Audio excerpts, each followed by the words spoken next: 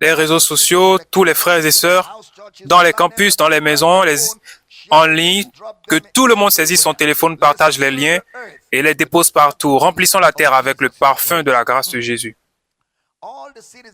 Tous les citoyens, différents continents et différentes nations, nous voulons souhaiter la bienvenue à tout un chacun de vous au service du milieu de semaine. C'est toujours une joie d'étudier Christ, d'étudier la parole et de croître dans les richesses de Christ Jésus. Quelle joie de savoir qu'ensemble, en tant que famille, nous sommes engagés envers un mandat de réintroduire Jésus à cette génération, d'équiper le croyant pour que vous sachiez qui vous êtes en Christ, ce que vous avez en Christ et ce que Christ peut faire à travers vous. C'est la vision qui nous anime en tant que ministère et nous sommes engagés envers Christ et les richesses qu'il a rendues disponibles. Nous avons examiné les faits de la rédemption et cela a été une étude passionnante alors que nous examinons Christ à la lumière des Écritures. Vous savez parfois que lorsque vous partagez des choses de cette nature, vous foulez probablement des terrains très dangereux, surtout quand nous regardons la possession matérielle à la lumière de la rédemption, parce qu'il y a eu beaucoup d'abus, beaucoup de mauvais schémas de pensée, beaucoup de communication qui portent en elles des demi-vérités. Il est donc difficile parfois de retirer de telles choses à des gens qui en ont bénéficié, à des gens qui ont fait du profit avec cela, à des gens qui, vous savez, ont profité des personnes crédules avec un tel message. Donc, il est critique de mettre en place une défense, de mettre en place une exégèse autour de ce genre de sujet. Et vous savez, cela a été un système pendant longtemps. Mais peu importe, la vérité de la parole de Dieu prévaut toujours à la fin de la journée. Philémon chapitre 1, verset numéro 6. Frère Paul dit à Philémon que ta participation à la foi soit efficace pour la cause de Christ, en faisant reconnaître en nous toute espèce de bien. Le mot reconnaître est le mot où vous avez le mot épignosis, qui est la compréhension précise de ce qui est fait ou de ce que nous avons en Christ. Et nous avons commencé à regarder comment Jésus, vous savez, je ne reviendrai pas sur les détails que nous avons examinés. Nous avons regardé comment Jésus a accompli les prophéties des Écritures et nous avons établi que les Écritures concernent le Christ. Jean 5, 39, vous sondez les Écritures parce que vous pensez avoir en elles la vie éternelle. Ce sont elles qui rendent témoignage de moi. Dans 2 Timothée chapitre 3, verset 15, Frère Paul dit à Timothée, dès ta naissance, tu connais les saintes lettres qui peuvent te rendre sage à salut par la foi, en Jésus-Christ. Donc, nous avons dit, le salut, c'est la foi en Christ. Et les Écritures sont capables de vous rendre sage à salut par la foi qui est en Jésus-Christ. Le verset suivant dit, « Toute écriture est inspirée de Dieu et utile pour enseigner, pour convaincre, pour corriger, pour instruire dans la justice, afin que l'homme de Dieu soit accompli et propre à toute bonne œuvre. » Nous avons observé donc que Paul a donné une instruction à Timothée, et s'il y a quelque chose que je dis toujours aux pasteurs et aux prédicateurs, c'est qu'ils ont besoin de savoir la raison pour laquelle nous suivons une série d'enseignements de cette nature. Parce que notre but est d'éduquer ceux qui manipulent la parole. Car ceux qui utilisent la parole doivent être équipés pour utiliser la parole avec compétence, mais aussi avec soin.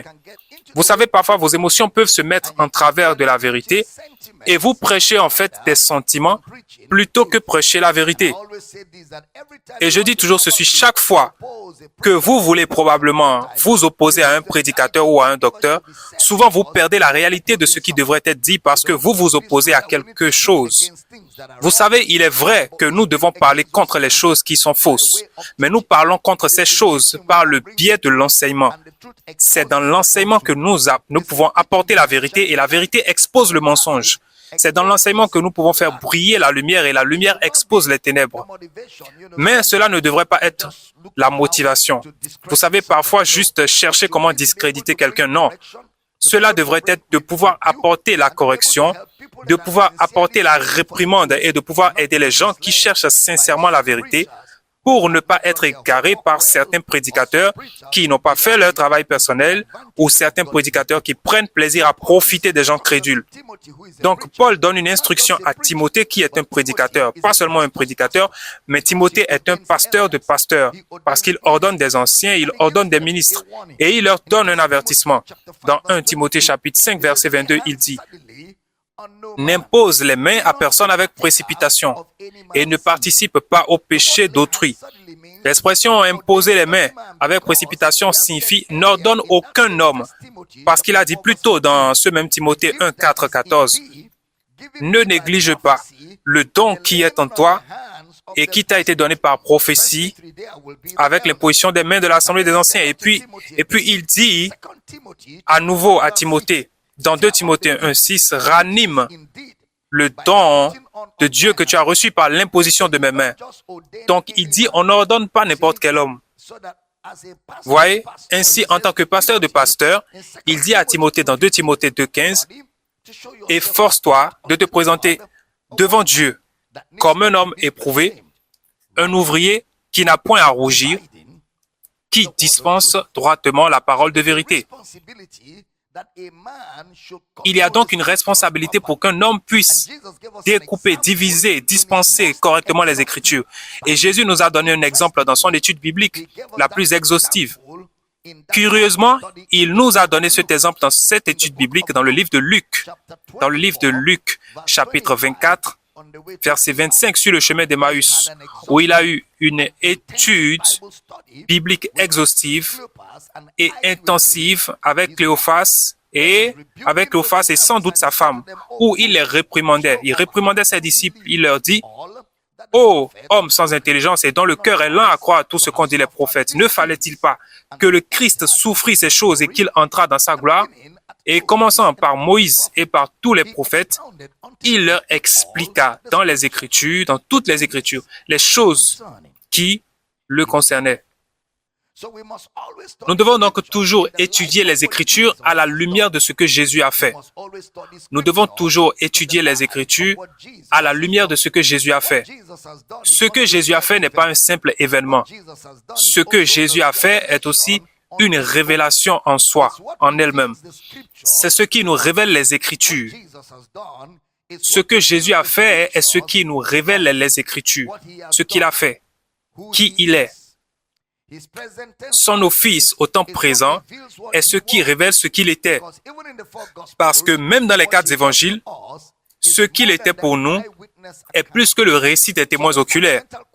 Donc la question fondamentale que nous voulons poser ce soir, nous avons regardé certaines choses dans le premier et deuxième service du dimanche dernier, et aujourd'hui nous regardons, Jésus est-il mort pour nous rendre riches? Jésus est-il mort sur la croix pour nous rendre riches? Cela signifie donc que pour que Jésus nous fasse parvenir de l'argent, il a dû mourir. Et pourtant, même après sa mort, a-t-il réussi à nous rendre tous riches? C'est une question très importante que nous voulons examiner ce soir. Une question fondamentale. La mort de Jésus nous a-t-elle rendus riches? Je veux dire, les croyants en Christ. Maintenant, qui est un croyant en Christ? Marc, chapitre 16, le verset 15. Allez partout dans le monde et prêchez la bonne nouvelle à toute la création. Celui qui croira et qui sera baptisé sera sauvé. Mais celui qui ne croira pas est déjà condamné, sera condamné. Romains, chapitre 10, verset 8. Que dit-elle donc? Romains chapitre 10, verset 8. Que dit-elle donc? La parole est près de toi, dans ta bouche et dans ton cœur. Romains chapitre 10, verset 8. Dans ta bouche et dans ton cœur. C'est la parole de foi que nous prêchons. La parole est près de toi, dans ta bouche et dans ton cœur. 2 emplacements. C'est la parole de foi que nous prêchons. Si tu confesses de ta bouche le Seigneur Jésus, et si tu crois dans ton cœur que Dieu l'a ressuscité des morts, tu seras sauvé. Car c'est en croyant du cœur qu'on parvient à la justice. Et c'est en confessant de la bouche qu'on parvient au salut. En d'autres termes, Est-ce que le salut rend les hommes riches? Est-ce que le salut rend les hommes riches? C'est de cela que nous parlons. Est-ce que le salut rend les hommes fortunés? Est-ce que le salut rend les hommes riches? Le salut. Nous devons donc nous demander, si le salut rend les hommes riches, à quel point riches? Si le salut rend les hommes riches, riches à quel point? 2 Corinthiens, le 8e chapitre, le 9e verset, sera notre texte de ce soir. Parce que, comme je l'ai mentionné, cette étude n'est pas seulement informative, elle est doctrinale. Et elle est censée nous donner une approche académique de la vérité biblique. Et pas seulement soulever une écriture, prendre une écriture et dire quelque chose à partir d'elle, ce qui est très rampant aujourd'hui. Et pour se prémunir contre cela, je donne cette série pour nous aider à savoir comment étudier la Bible. Parce que la façon dont nous étudions ensemble la Bible est une masterclass coaching pour vous aider à savoir comment vous devez approcher les saintes lettres lorsqu'il s'agit de sujets bibliques. Lorsque vous prenez un sujet comme cela, c'est comment étudier la Bible. Ainsi, le livre de 2 Corinthiens chapitre 8, verset 9 est une écriture à laquelle nous devons prêter attention. 2 Corinthiens 8, 9. Car vous connaissez la grâce de notre Seigneur Jésus-Christ, qui, pour vous, s'est fait pauvre de riche qu'il était, afin que par sa pauvreté, vous fussiez enrichis. Est-ce un test de preuve pour un croyant en Christ qui est rendu riche? Oui, c'est un test de preuve. C'est un test de preuve. Un test de preuve signifie un test qui prouve quelque chose, qui vous prouve quelque chose. C'est un texte de preuve. D'accord? Un texte implique également la langue. Un texte implique également le contexte. Donc, chaque fois que vous voyez un test comme celui-là, vous regardez la langue utilisée, puis vous regardez le contexte. Le contexte signifiera simplement quel est le flux des déclarations faites avant ce texte et le flux des déclarations faites après lui. Par exemple, il est courant en anglais de dire, si vous parlez à quelqu'un, vous prenez le temps et vous expliquez, d'accord? Vous prenez le temps de lui donner une explication correcte. Par exemple, il vaut mieux se reposer que de se tuer à la tâche et d'être mort. Si vous disiez cela à quelqu'un en anglais, quelqu'un pourrait prendre cette parole et dire « tue-toi et sois mort ». Quelqu'un peut prendre cette déclaration hors de contexte et dire « tue-toi et sois mort ». Mais qu'ai-je dit? Il vaut mieux se reposer que de se tuer et d'être mort. Ensuite, quelqu'un le sort du contexte et dit « tue-toi et sois mort ». Ai-je dit « tue-toi et sois mort » ? Je n'ai jamais dit cela. Qu'ai-je dit? Il vaut mieux se reposer que de se tuer et d'être mort. Maintenant, si vous ne dites pas exactement ce que j'ai dit, n'importe qui peut me faire dire ce que je n'ai pas dit en me citant hors contexte. Et la plupart du temps, c'est ce que font tant de gens malveillants et ignorants avec la Bible. Vous savez, ce n'est pas seulement totalement en dehors de ce qu'il a dit. Cela dénature en fait ce qu'il a dit. Cela dénature ce que j'ai dit. Parce qu'il a dit exactement le contraire de ce que j'ai dit. Donc c'est là le danger de prendre les choses, de soulever les choses, de sortir les choses de leur contexte. Et parce que la Bible est divisée en chapitres, c'est vraiment de là que vient le problème. Et je vous dirai que les chapitres n'ont pas été faits par le Saint-Esprit. Les chapitres ont été faits par des traducteurs. Et je vous dirai la transition exacte qui a commencé la division en chapitres. Mais vous savez, imaginez si la Bible n'avait pas de versets. Vous savez, vous seriez forcé de tout lire. S'il n'y avait pas de versets et de chapitres, vous devriez tout lire pour saisir l'essentiel. Vous seriez forcé de lire toute la lettre. Parce que c'est la seule façon dont vous saurez ce que la lettre contient. Et laissez-moi dire une autre chose. Il n'y avait pas de virgule dans les originaux. Il n'y avait pas de point final dans les originaux. Donc, vous seriez forcé de tout lire pour obtenir une image complète de ce qui est dit. Donc, si vous prenez un contexte similaire, voici comment cela sonnerait. Donc, connaissant la grâce de notre Seigneur Jésus, que bien qu'il fût riche, pour votre cause, il est devenu pauvre, afin que vous, par sa pauvreté, puissiez être enrichis.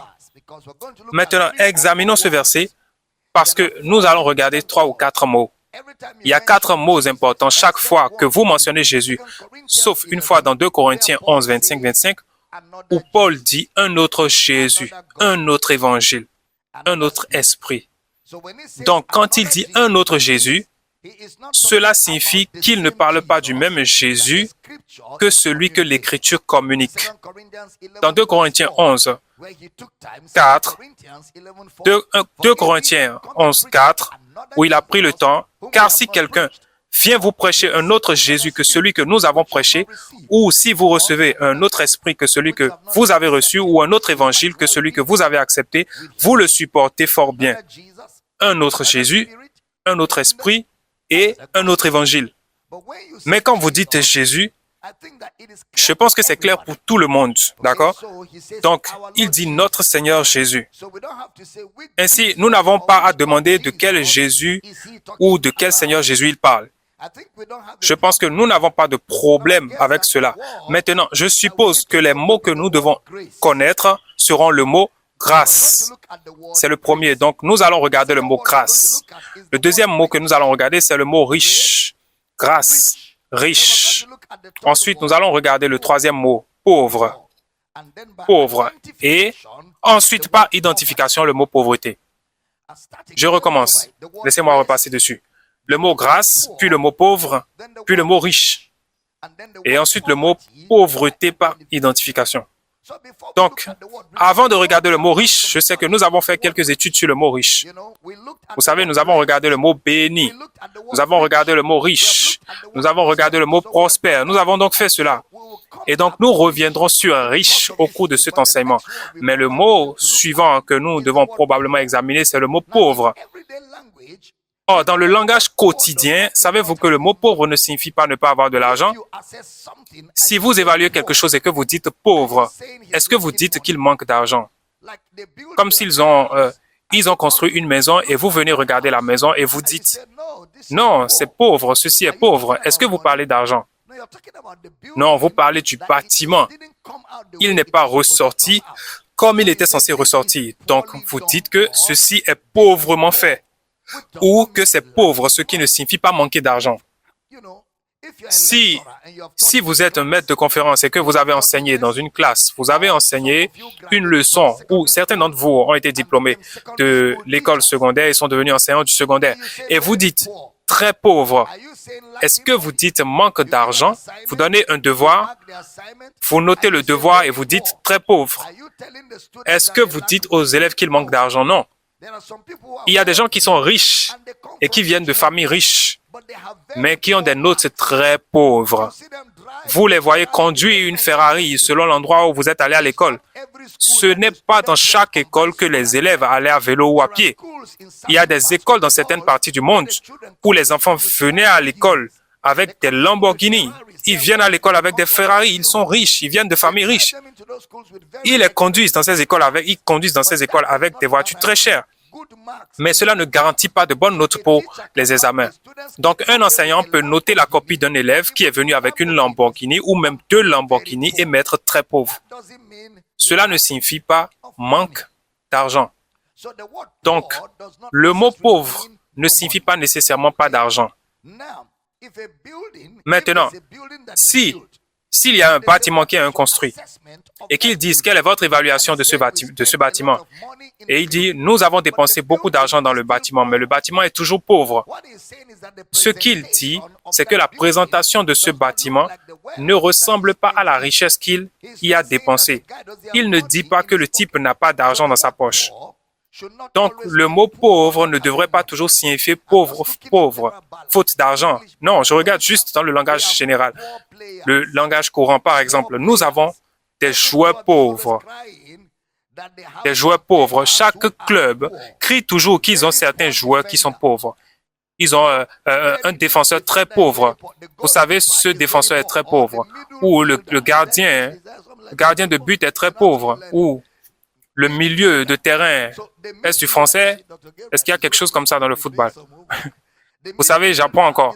Milieu de terrain. Donc, le milieu de terrain est très pauvre et ces types sont plus riches que la personne qui commente. Ces footballeurs sont plus riches que la personne qui commente. Mais la personne qui commente dit que le gardien de but est pauvre. D'accord? Donc, pauvre ne signifie pas toujours un manque d'argent. C'est donc un usage normal. Mais vous savez, quand vous avez un schéma de pensée, il y a une façon dont vous pouvez projeter votre pensée, lire votre pensée dans le test. Donc, le mot pauvre, maintenant, nous allons voir où il est utilisé. Les écrits de Paul l'ont utilisé plusieurs fois et je vais citer partout où il a été utilisé. Alors, mettons-nous au travail. Matthieu, le 5e chapitre, le 13e verset. Matthieu, le 5e chapitre, le 13e verset. Vous êtes le sel de la terre. Mais si le sel perd sa saveur, avec quoi la lui rendra-t-on? Il ne sert plus qu'à être jeté dehors et foulé aux pieds par les hommes. Verset suivant. Vous êtes la lumière du monde. Une ville située sur une montagne,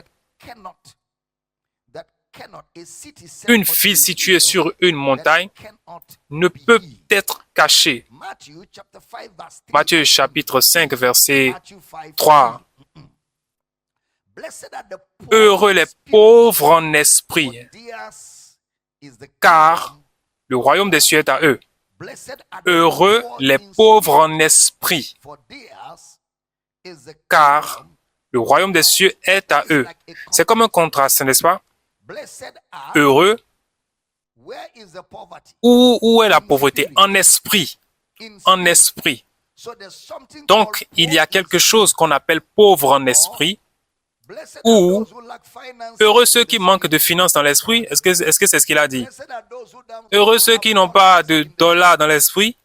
Non, c'est pas de cela qu'il parle. D'accord? Cela serait terrible. Ensuite, regardez Luc 6, 20, qui dit la même chose. Luc 6, 20. Alors Jésus, levant les yeux sur ses disciples, dit, « Heureux vous qui êtes pauvres, car le royaume de Dieu est à vous. » Maintenant, dans ce même sermon, il se référait aux pauvres en esprit. Dans Apocalypse, le 3e chapitre, le 17e verset, vous verrez quelque chose de similaire et nous y venons. Apocalypse, chapitre 3, verset numéro 17. Parce que tu dis, je suis riche, je me suis enrichi et je n'ai besoin de rien. Et parce que tu ne sais pas que tu es malheureux, misérable, pauvre, aveugle et nu. Encore une fois, regardez ce contraste. Tournez-le vers moi, que je puisse bien leur parler. Regardez ce contraste. Quelle bonne journée de vous avoir tous. Soyez bénis, les gars. Soyez bénis. D'accord? Ce serait une lecture terrible de dire « Heureux parce que tu es riche, que tu t'enrichis et que tu n'as besoin de rien. » Il parle de ces types qui sont fortunés, qui ont des muscles financiers. Et il dit, tu ne sais pas que tu es misérable, tu es pitoyable, et pauvre et aveugle et nu. Encore une fois. Donc, pauvre n'a pas nécessairement à se référer aux biens terrestres. OK? C'est donc une façon d'utiliser le mot pauvre. Une façon dont le mot pauvre a été utilisé. Pauvre est aussi utilisé pour les biens. Les biens. Sans aucun doute, dans Matthieu, le 19e chapitre, le 21e verset. Matthieu 19, 21. Car elle disait en elle-même, si je puis seulement toucher son vêtement, je serai guéri. Si je peux toucher son vêtement, je serai guéri. Regardez Marc chapitre 10. Marc chapitre 10 où Jésus parlait au jeune chef riche. Jeune chef riche. La Bible nous dit qu'il s'en alla triste et déçu parce que Jésus dit, va, vends tout ce que tu as et donne-le aux pauvres. Va, vends tout ce que tu as et donne-le aux pauvres. Et tu auras un trésor dans le ciel, d'accord? Puis viens et suis-moi. Donc, les pauvres ici sont les pauvres physiquement. Maintenant, dans Matthieu, chapitre 26, verset numéro 9. On aurait pu vendre ce parfum très cher ayant donné le prix aux pauvres, vendu très cher et donné aux pauvres. Encore une fois, le mot pauvre est utilisé dans ce texte de l'Écriture.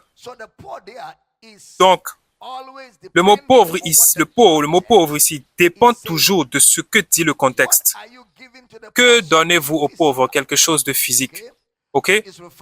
Donc, il se réfère au bien physique. Matthieu chapitre 26, verset 11. Matthieu chapitre 26, verset 11. Car vous avez toujours les pauvres avec vous, mais vous ne m'avez pas toujours. Vous avez toujours les pauvres avec vous, mais vous ne m'avez pas toujours. Bien sûr, contextuellement, d'après la ligne, les pauvres doivent être des pauvres qui n'avaient pas d'argent physiquement. Puis, dans Marc, chapitre 10, verset 21, le même récit du jeune chef riche. Jésus l'ayant regardé l'aima et lui dit, « Il te manque une chose. Va, vends tout ce que tu as, donne-le aux pauvres. Et tu auras un trésor dans le ciel.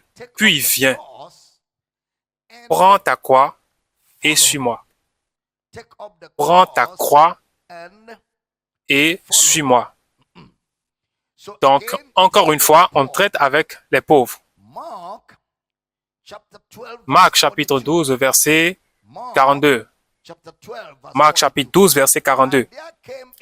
Il vint aussi une pauvre veuve, et elle y mit 2 petites pièces, faisant un quart de sou, une certaine veuve. Donc, le pauvre ici sera pauvre physiquement. Pauvre physiquement. Jésus fait référence à la pauvre veuve. Ensuite, dans Marc chapitre 14, verset 5. Marc chapitre 14, verset numéro 5.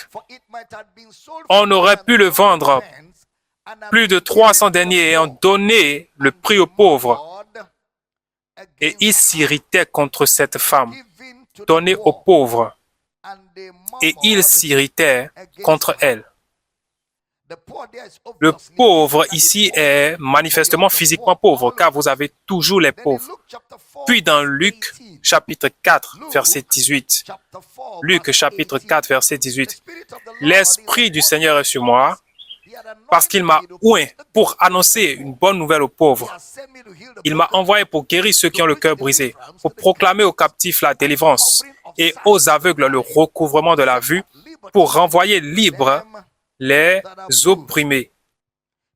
Prêtez attention ici.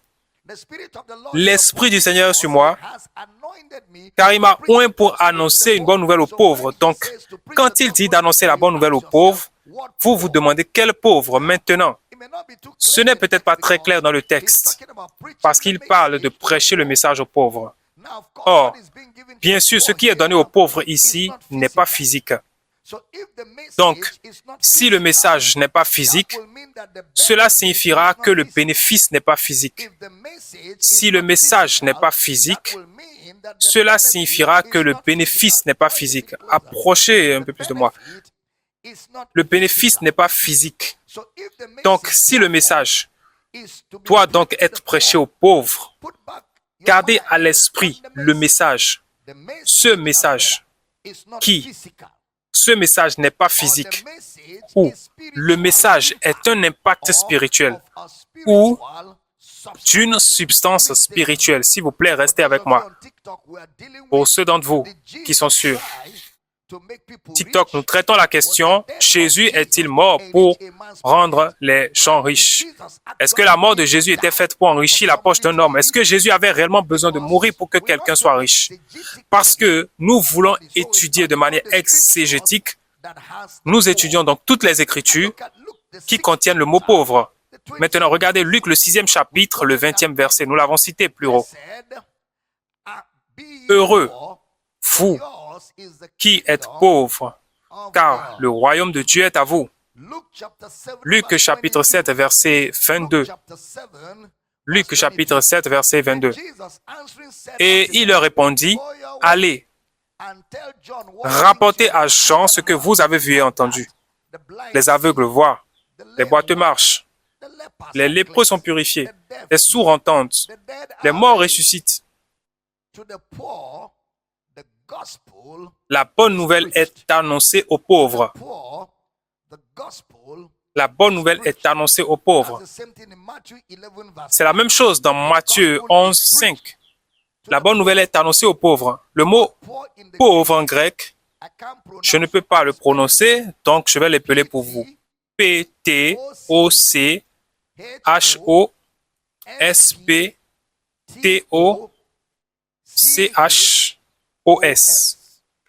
Je répète. P-T-O-C-H-O-S-P-T-O-C-H-O-S. OK? Cela signifie un mendiant. Cela signifie un indigent. Cela signifie quelqu'un qui a besoin d'aide ou quelqu'un qui a besoin d'assistance. Un mendiant, un indigent, quelqu'un qui a besoin d'aide, quelqu'un qui a besoin d'assistance. Donc, quoi que vous fassiez pour le pauvre, c'est soit pour l'aider, soit pour l'assister. Donc, si vous prêchez le message aux pauvres, cela signifie que le message fait que l'individu n'est plus pauvre dans le contexte où c'est une bonne nouvelle pour le pauvre. Gardez juste cela à l'esprit alors que nous étudions plus loin. Regardez les paraboles de Jésus dans Luc, le 14e chapitre, le verset 13. Luc, chapitre 14, verset 13. Mais lorsque tu donnes un festin, invite les pauvres, des estropiés, des boiteux, des aveugles. OK? Verset suivant. Et tu seras heureux de ce qu'ils ne peuvent pas te rendre à l'appareil, car elle te sera rendue à la résurrection des justes. Donc, il dit, fais un festin, invite les pauvres. D'accord? Verset 21. Luc 14, verset 21. Voyez la manière dont c'est mis dans Luc 14, 21. Le serviteur, de retour, rapporta ces choses à son maître. Alors le maître de la maison, irrité, dit à son serviteur, va promptement dans les places et dans les rues de la ville et amène ici les pauvres, les estropiés, les aveugles et les boiteux. Maintenant, prêtez attention ici. Donc le pauvre n'est pas une référence à quelqu'un qui n'a pas assez d'argent pour voyager à Abuja, ou quelqu'un qui veut acheter de la nourriture et tout ce qu'il peut offrir, vous savez, tout ce qu'il peut s'offrir, ce n'est qu'un tout petit peu. Le pauvre est un mendiant, quelqu'un qui doit être assisté. Dans certaines langues anciennes, c'est quelqu'un qui est handicapé physiquement, ou ce sont les gens qui mendient sur les routes. Ils sont désignés comme pauvres. Donc, le pauvre sera quelqu'un qui a besoin d'aide. Le pauvre sera quelqu'un qui a besoin d'aide. Maintenant, regardez encore la Bible. Le livre de Luc, chapitre 18, verset 22. Luc 18, 22. Jésus, ayant entendu cela, lui dit, « Il te manque encore une chose. Vends tout ce que tu as, distribue-le aux pauvres, et tu auras un trésor dans les cieux, puis viens et suis-moi. » Vends tout ce que tu as. Distribue aux pauvres, physiques. Donc, c'est contextuellement quelque chose qui est manifestement physique. Luc, le 19e chapitre, le 8e verset. Luc, chapitre 19, verset 8. Mais Zachée, se tenant devant le Seigneur, lui dit, « Voici, Seigneur, je donne aux pauvres la moitié de mes biens, et si j'ai fait tort de quelque chose à quelqu'un, je lui rends le quadruple. Je lui rends le quadruple. » Je dois vous faire parcourir tout cela parce que c'est cela qu'on appelle étude biblique. La moitié de mes biens. Zachée est en train de se confesser ici, je donne aux pauvres. Donc, chaque fois que vous voyez le mot pauvre, il doit y avoir un contexte dans ce qui est dit. Et ceci est très vital. Avez-vous vu qu'avant que Jésus n'aille à la croix, nous avions les riches et les pauvres avant que Jésus n'aille à la croix? Tout le monde n'était pas riche et tout le monde n'était pas pauvre avant que Jésus n'aille à la croix. Tout le monde n'était pas riche, mais tout le monde était injuste. Tout le monde n'était pas riche avant que Jésus aille à la croix, mais tout le monde était injuste. Tout le monde était pécheur. Tout le monde était sans la lumière de Dieu. Tout le monde était sans la lumière de Dieu. Mais tout le monde n'était pas pauvre. Et tout le monde n'était pas riche. Il y avait un problème commun qui affectait le pauvre et le riche. Ils avaient de l'argent, mais ils avaient ce problème. Et leur argent ne pouvait pas payer cela. Ils étaient pauvres et ils avaient le même problème. S'il vous plaît, prêtez attention. C'est avant que Jésus n'aille à la croix. Et je parle des pauvres et des riches physiquement. Mais nous sommes d'accord que tout le monde était pauvre spirituellement. Personne, aucun, même pas un seul. Romains 3, verset 21 ou 23. Prêtez attention. Partagez, partagez. Appelez vos amis, appelez vos proches. Dites-leur que ça se passe maintenant. Nous faisons l'église juste ici. Nous faisons l'église juste ici, d'accord? Car tous ont péché et sont privés de la gloire de Dieu. Le problème commun était le problème du péché. Pas certains, tous.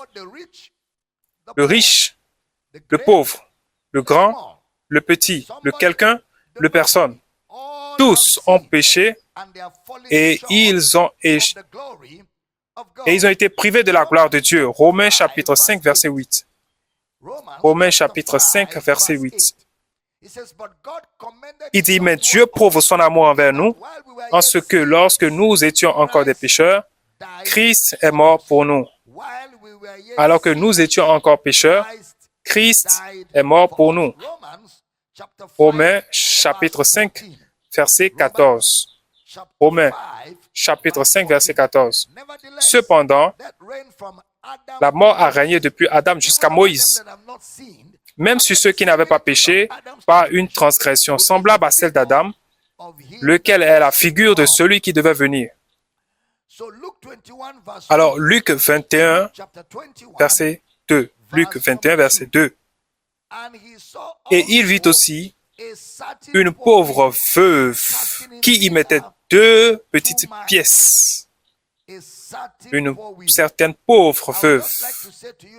J'aimerais juste vous dire que cette veuve ou cette pauvre veuve a mis plus que tous. Maintenant, cela est physique. Même chose dans Jean, le 3e verset du 12e chapitre. Jean, chapitre 12, verset numéro. Jean, chapitre 12, verset numéro 3. Jean 12, versets 3 et 5. Marie, ayant pris une livre d'un parfum de nard pur de grand prix, oignit les pieds de Jésus, et elle lui essuya les pieds avec ses yeux, et la maison fut remplie de l'odeur du parfum. Versets 4 et 5. Un de ses disciples, Judas Iscariote, fils de Simon, celui qui devait le livrer. Verset suivant, il dit, « Pourquoi n'a-t-on pas vendu ce parfum 300 deniers pour le donner aux pauvres?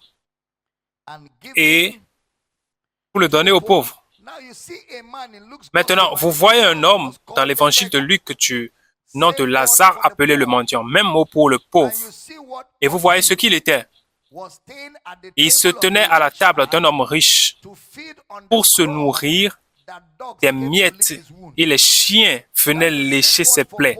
C'est le même mot pour pauvre.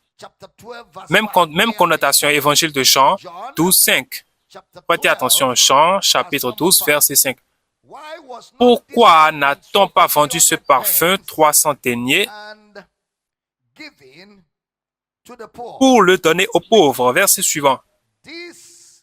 Il disait cela.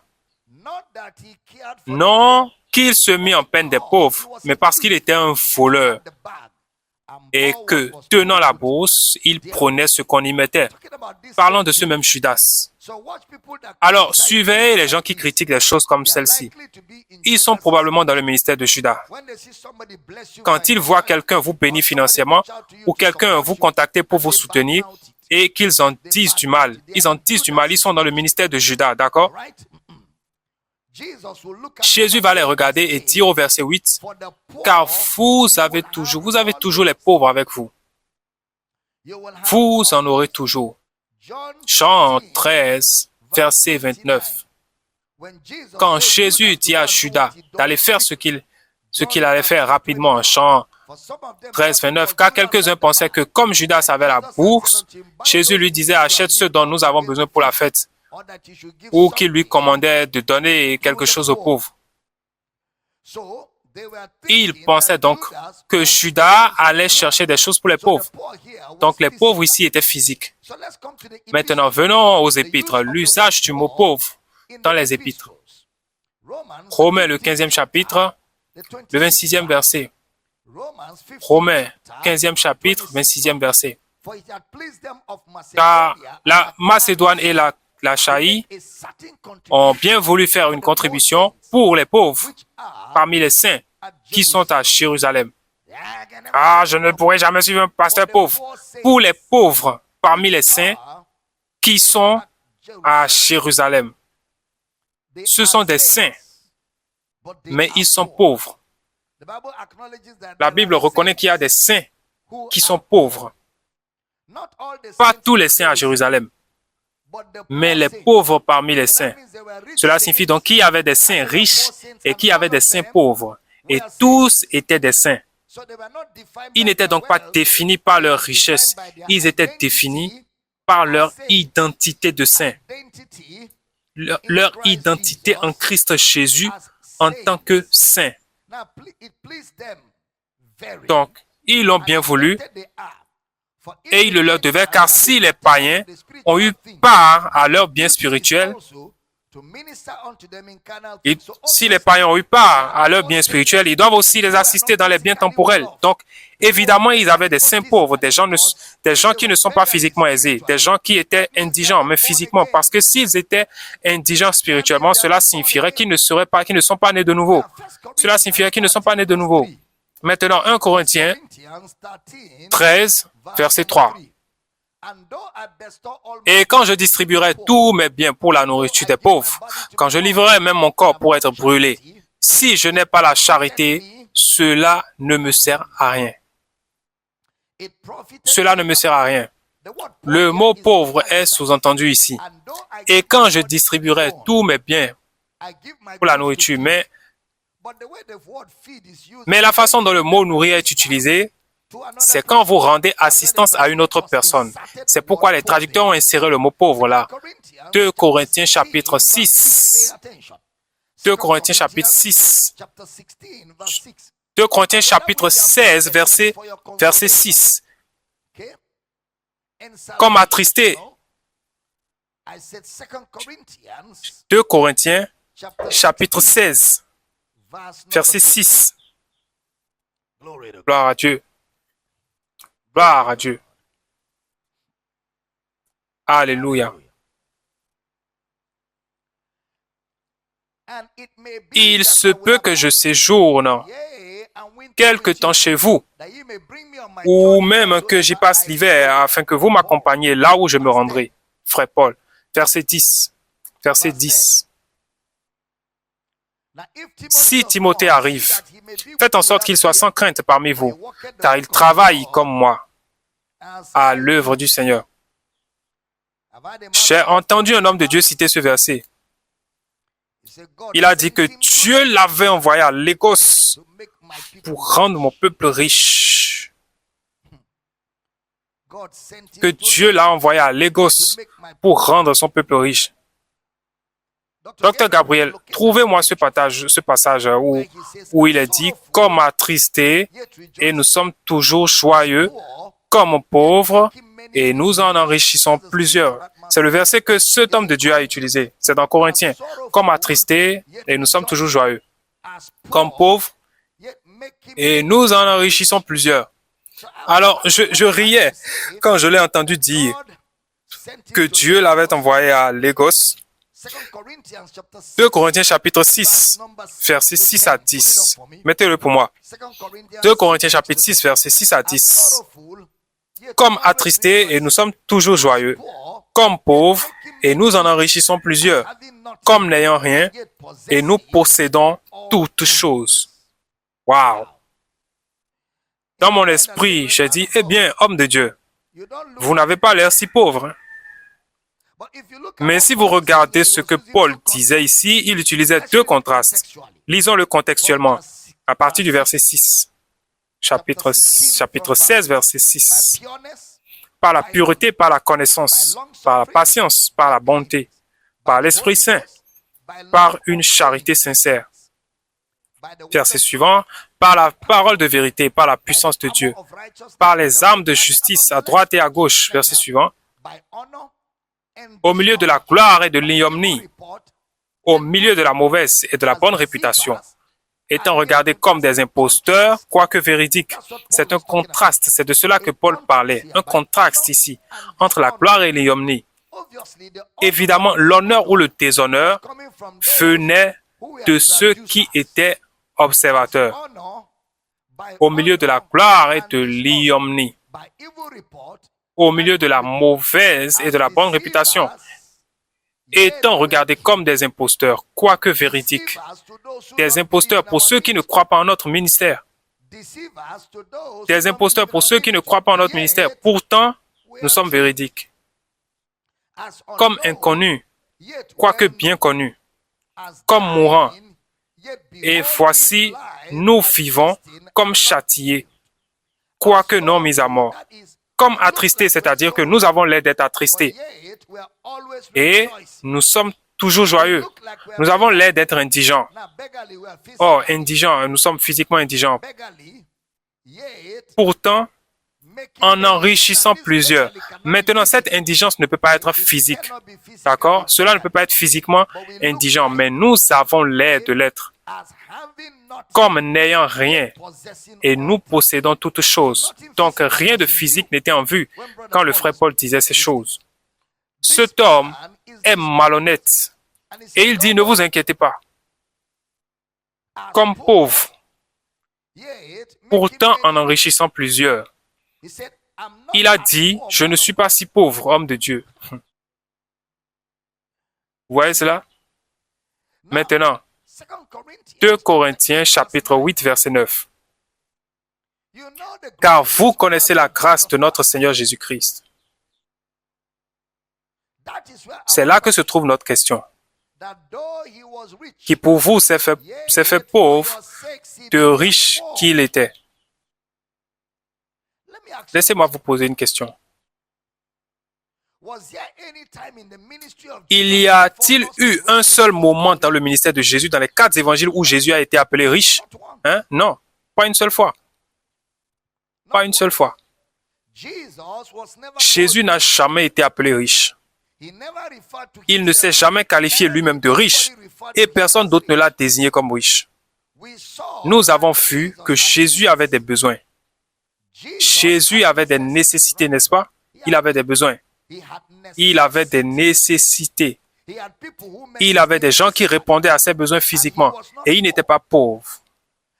J'ai entendu des gens dire, eh bien, ce verset dit qu'il est devenu pauvre. Comment? Comment des voleurs sont-ils entrés dans sa maison? Ont-ils forcé l'entrée de sa maison? A-t-il été cambriolé? Ou a-t-il été dupé? Ou a-t-il investi dans une mauvaise affaire? Il est devenu pauvre. Et le groupe sur la croix. J'ai dit, mais sur la croix, il a perdu son titre. Titre de quoi? Eh bien, nous utilisons le mot pauvre contextuellement. Mais avant d'en arriver là, n'oublions pas que nous prenons tous les mots un par un. Dans 2 Corinthiens 9, il est dit, selon qu'il est écrit, il a fait des largesses, il a donné aux indigents, sa justice subsiste à jamais. Ce mot pauvre, ici contextuellement, se réfère au physique parce qu'il parlait de donner des choses de substances matérielles. Donc pauvre peut ici être interprété comme une substance matérielle. Mais regardez Galates, le 2e chapitre, le 10e verset. Galates, chapitre 2, verset 10. Mais Tite, qui était avec moi et qui était grec, ne fut pas même contraint de se faire circoncis. Ne fut pas contraint de se faire circoncis. D'accord? Le livre de Jacques, chapitre 2, verset 1. Jacques, chapitre 2, verset 1. Mes frères, que votre foi en notre Seigneur de gloire, Jésus-Christ, soit exempte de toute acception de personne. Supposez en effet qu'il entre dans votre assemblée un homme avec un anneau d'or et un habit magnifique, et qu'il entre aussi un pauvre avec un habit sordide. Si plein d'égards pour celui qui porte l'habit magnifique, vous lui dites, toi, assieds-toi ici à cette place d'honneur. Et si vous dites au pauvre, toi, tiens-toi là debout, ou bien assieds-toi au-dessous de mon marchepied, verset suivant, ne faites-vous pas en vous-même une distinction et n'êtes-vous pas des juges aux pensées mauvaises? Juges aux pensées mauvaises.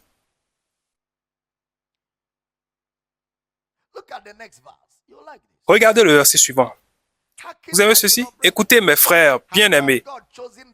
Dieu n'a-t-il pas choisi les pauvres aux yeux du monde pour qu'ils soient riches en la foi et héritiers du royaume qu'il a promis à ceux qui l'aiment?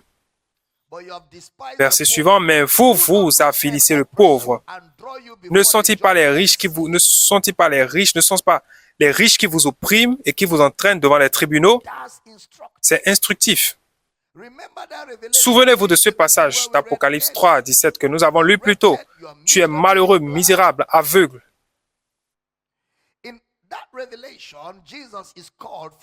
Dans ce passage d'Apocalypse, Jésus est appelé à partir du verset 14. En fait, Apocalypse 3, verset 14. Prêtez attention. Apocalypse 3, verset 14. Écrit à l'ange de l'église de Laodicée. Voici ce que dit l'Amen, le témoin fidèle et véritable, le commencement de la création de Dieu. Le commencement de la création de Dieu, verset suivant. Je connais tes œuvres et je sais que tu n'es ni froid ni bouillant. Puisses-tu être froid ou bouillant, verset suivant. Ainsi, parce que tu es tiède et que tu n'es ni froid ni bouillant, je te vomirai de ma bouche. Verset 17. Parce que tu dis, je suis riche, je me suis enrichi et je n'ai besoin de rien. Et parce que tu ne sais pas que tu es malheureux, misérable, pauvre, aveugle et nu.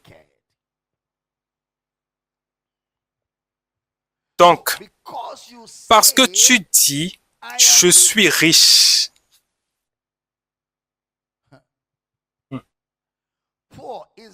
Est-ce que pauvre ici est matériel? Parce qu'un homme peut avoir des jets privés et être aveugle. Un homme peut avoir des jets privés et être nu et être misérable. Ensuite, il dit, je te conseille d'acheter de moi de l'or éprouvé par le feu afin que tu deviennes riche et des vêtements blancs afin que tu sois vêtu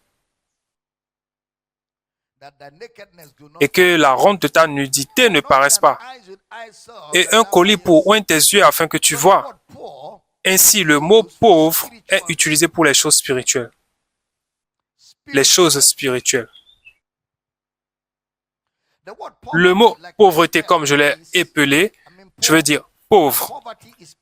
Pauvreté, c'est P-E-N-T-Y-H-O-U-E-R-S.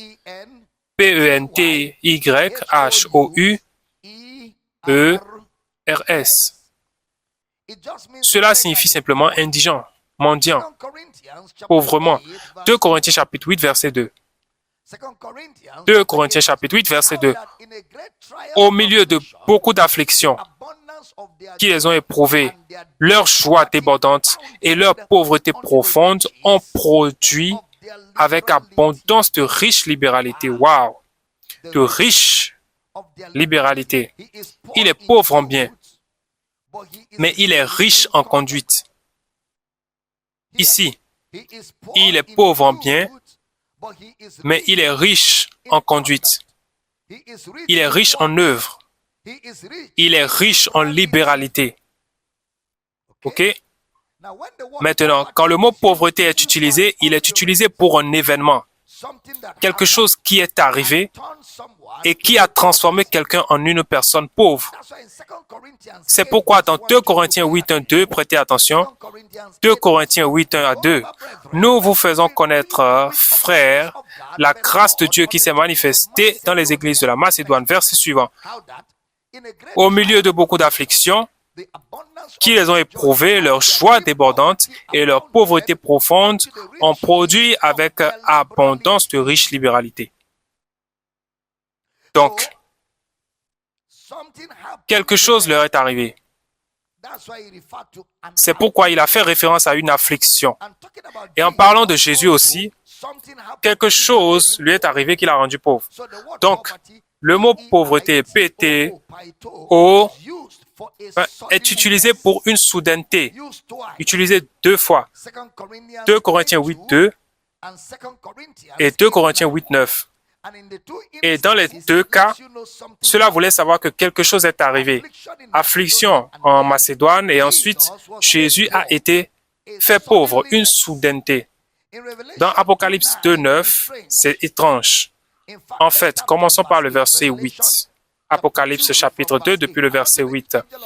Écrit à l'ange de l'église de Smyrne, « Voici ce que dit le premier et le dernier, qui est celui qui était mort et qui est revenu à la vie. » Verset suivant. « J'aime ceci, je connais ton œuvre, ta tribulation et ta pauvreté. » Donc la pauvreté est le résultat de la tribulation, bien que tu sois riche. Et les calomnies de la part de ceux qui se disent juifs et ne le sont pas, mais qui sont une synagogue de Satan. Ils sont une synagogue de Satan. Prêtez attention. Je connais tes œuvres, ta tribulation et ta pauvreté. Ensuite, il dit, mais tu es riche. Pouvez-vous imaginer? Leurs œuvres, tes œuvres, ta tribulation et ta pauvreté, mais tu es riche. S'il vous plaît, restez avec moi. Quelqu'un est physiquement pauvre et Jésus dit, tu es riche. Exactement de la même manière que Jacques dit que ceux qui sont pauvres en choses terrestres, il les a rendus riches en foi. Riches en foi, donc vous êtes riches. Il a dit, écoutez, je connais les calomnies de la part de ceux qui se disent juifs et ne le sont pas. Ne crains pas ce que tu vas souffrir. Voici, le diable jettera quelques-uns d'entre vous en prison, afin que vous soyez éprouvés. Vous aurez une tribulation de 10 jours. Sois fidèle jusqu'à la mort, et je te donnerai la couronne de vie. Donc il dit, tu es riche, même si tu es pauvre. Même chose dans Apocalypse 3, c'est 3, verset 17. Tu as des biens, mais tu es pauvre. Tu as de l'argent, mais tu es pauvre. Le mot suivant que nous voulons voir, c'est le mot grâce. Le mot grâce. Nous voulons voir le mot grâce. Grâce. Fondamentalement, grâce signifie un acte de donner librement ou donner gratuitement. Ce n'est pas utilisé principalement pour le destinataire autant que pour le caractère du donateur. Donc, la grâce n'est pas un mot utilisé pour le destinataire, mais pour le caractère du donateur. Ce n'est pas utilisé pour n'importe quel type de don. Au contraire, le mot grâce est utilisé pour un cadeau gratuit et inconditionnel. Un cadeau gratuit et inconditionnel. Le mot charis, C-H-A-R-I-S, donner gratuitement. Le mot grâce apparaît 124 fois dans le Nouveau Testament, seulement 4 fois dans les évangiles, les 4 évangiles. Seulement 4 fois. Et aucune n'a été mentionnée par Jésus. Jésus n'a jamais mentionné la grâce. Seulement 4 fois. Jean l'écrit 3 fois.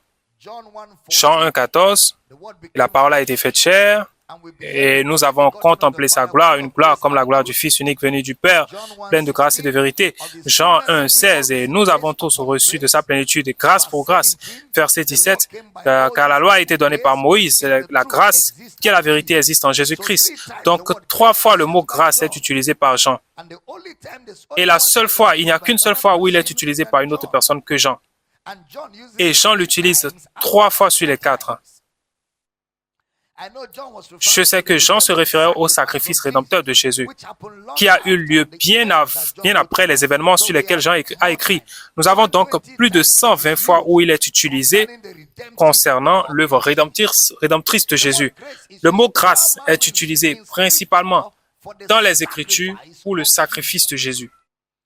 Pour le sacrifice de Jésus. C'est le mot charis maintenant. Je ne vais pas vous faire parcourir les 120 fois. Je vais me limiter au terme la grâce de Jésus-Christ. La grâce de Jésus-Christ. Ou La grâce de Christ. Alors, regardons cette expression, la grâce de notre Seigneur Jésus-Christ, dans 1 Corinthiens 16, verset 23. 1 Corinthiens 16, 23. Que la grâce du Seigneur Jésus soit avec vous. Que la grâce de notre Seigneur Jésus-Christ soit avec vous. Ce qui est en italique est utilisé plusieurs fois. 1 Corinthiens, 1 Corinthiens, pour clore le chapitre, mais l'expression est la grâce de Jésus avec vous. La grâce de Jésus avec vous. Ce n'est pas une prière, mais c'est une déclaration de votre réalité. Que ce que vous avez avec vous à Corinthe est la grâce de Jésus. Donc, la grâce de Jésus avec vous. OK? Regardez ensuite 1 Corinthiens 16, verset 23. La grâce de Jésus avec vous.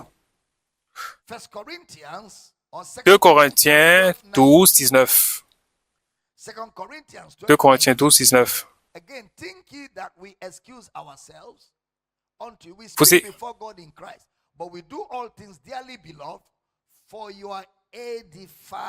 Vous imaginez depuis longtemps que nous nous justifions auprès de vous, c'est devant Dieu en Christ que nous parlons et tout cela, bien aimé, est pour votre édification.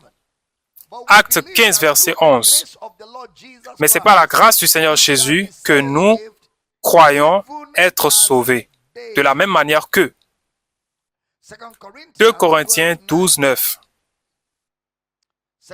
2 Corinthiens 12, 9. Et il m'a dit, ma grâce te suffit, car ma puissance s'accomplit dans la faiblesse. Je me glorifierai donc bien plus volontiers de mes faiblesses, afin que la puissance de Christ repose sur moi. Ma grâce te suffit. Je me glorifierai donc plus volontiers de mes faiblesses afin que la puissance de Christ repose sur moi. Rien de matériel ici. Rappelez-vous que l'ange de Satan a été envoyé pour souffleter Paul. Il a dit, pour que je ne sois pas enflé d'orgueil, une écharde dans la chair. Alors Paul a dit, 3 fois j'ai prié le Seigneur. J'ai prié et j'ai parlé à Dieu de cette situation 3 fois. Eh bien, certains disent que c'était une maladie. Non, non, monsieur. L'écharde dans la chair est tirée d'un récit de l'Ancien Testament où Dieu a dit aux enfants d'Israël, « Ces nations que vous épargnerez deviendront des épines dans votre chair. » Donc, les échardes dans votre chair sont des êtres humains. Ainsi, quand Paul parlait d'une écharde dans la chair, il parlait de la persécution humaine. Puis, il a dit, j'ai supplié Dieu d'éloigner cette persécution de moi. Et Dieu a dit, non, ma grâce te suffit. Ma puissance s'accomplit dans ta faiblesse. Je ne vais pas l'enlever, mais je t'ai fourni la force de survivre à travers les épreuves. Il y a des gens qui me regardent ce soir. Vous avez traversé des choses difficiles, mais je suis venu ce soir pour vous dire, la grâce vient d'être fournie. Ma grâce suffit. Ma force et ma puissance est rendue parfaite dans la faiblesse.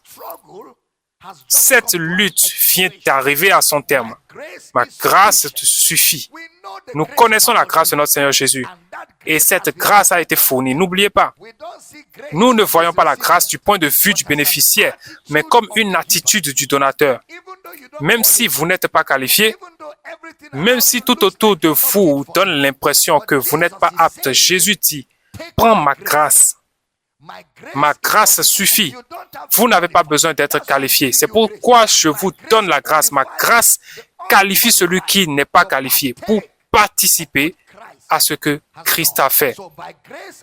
Car ce n'est pas la grâce que vous êtes sauvés, par le moyen de la foi. Et cela ne vient pas de vous, c'est le don de Dieu. Ce n'est point par les œuvres, afin que personne ne se glorifie. Car nous sommes son ouvrage, ayant été créés. Prenez vos téléphones, hommes de Dieu. Nous sommes son ouvrage. Prenez vos téléphones, levez-vous, nous allons prier. Car nous sommes son ouvrage, ayant été créés en Jésus-Christ pour de bonnes œuvres que Dieu a préparées d'avance afin que nous les pratiquions. Nous les pratiquions, ces bonnes œuvres, afin que nous marchions en elles.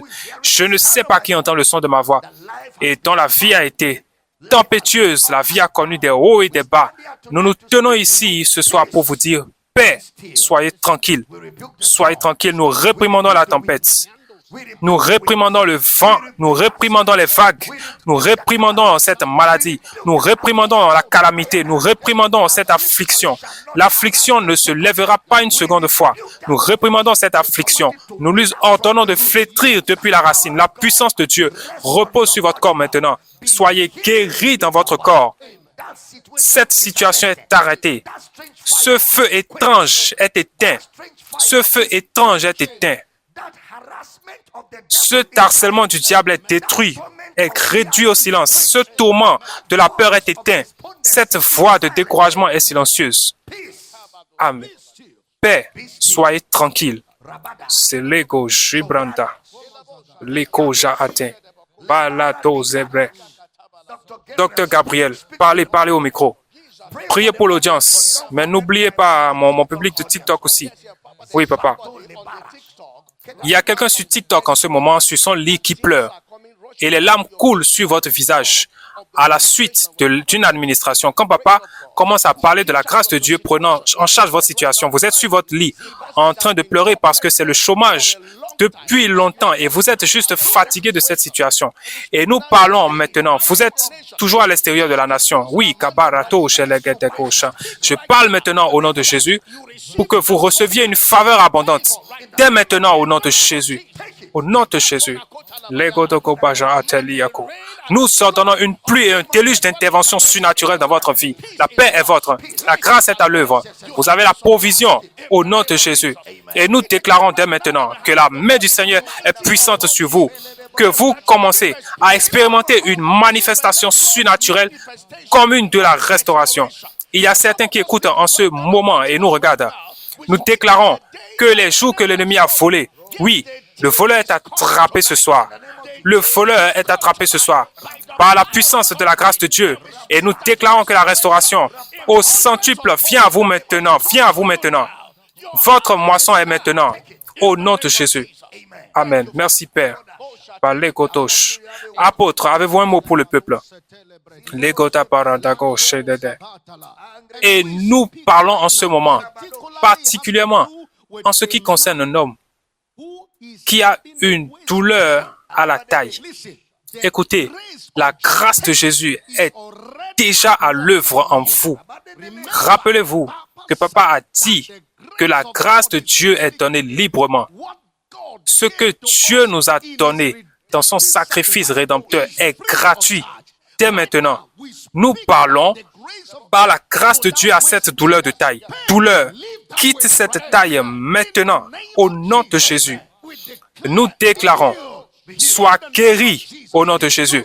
Vous qui regardez sur TikTok, nous parlons maintenant. La grâce de Dieu est fournie et de sa plénitude, de sa grâce. Alléluia. Nous recevons grâce pour grâce. Recevez la capacité au nom de Jésus. Vous êtes capable de marcher. Vous êtes capable d'enfanter. Vous êtes capable de réussir là où les gens ne pouvaient pas entrer. Vous brisez la barrière. Vous entrez et vous ressortez victorieux au nom de Jésus. La grâce de Dieu est sur vous. Prenez-la au nom de Jésus. Quelqu'un avec une douleur au cou. Quelqu'un avec une douleur au cou. Quelqu'un avec une douleur au cou. Vous traversez une période de douleur atroce au cou. Bougez ce cou maintenant. Il vient d'être guéri. Bougez le cou. La puissance de Dieu est sur ce cou dès maintenant. Recevez ce miracle. Recevez ce miracle. Un problème dentaire vient d'être guéri. Oui, une affection dentaire vient d'être guérie. Une douleur dentaire atroce a été guérie. Elle qui rendait la vie insupportable pour vous depuis 4 jours. Et nous déclarons la puissance du Saint-Esprit dès maintenant. Et nous décrétons que vous êtes guéris surnaturellement au nom de Jésus. La guérison est votre dès maintenant. Prenez-la au nom de Jésus. Et oui, la dépression vous lâche maintenant. Satan, nous t'ordonnons de retirer tes mains d'elle maintenant par l'autorité au nom de Jésus. Esprit de dépression, nous venons contre toi dès maintenant. Lâche ton emprise maintenant au nom de Jésus. Amen. Merci, Père.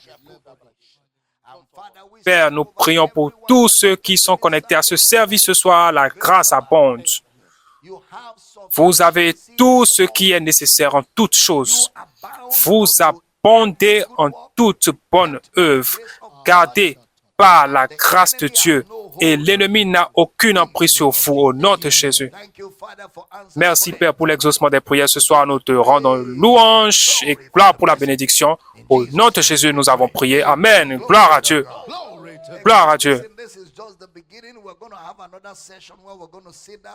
Talk to you, answer your questions, open the phone lines and connect with you.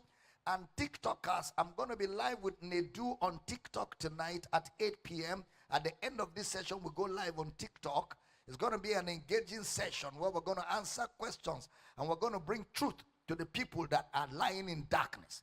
But right now, we're going to just sit down in another minute or two and bring you more edification and bring you more inspiration to build you up and to cause you to walk in the truth that is found in Christ Jesus. Glory to God. Hallelujah.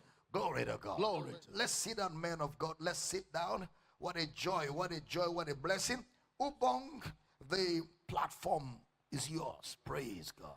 Thank you. Thank you, Global Baba. Thank you for the opportunity. Very quickly, some changes we are adopting to this session. And by the way, in case you don't know, this is the Minister's Hangout in this production of Power City International, 98 Waiba Road, Uyo, Akwa Ibom State.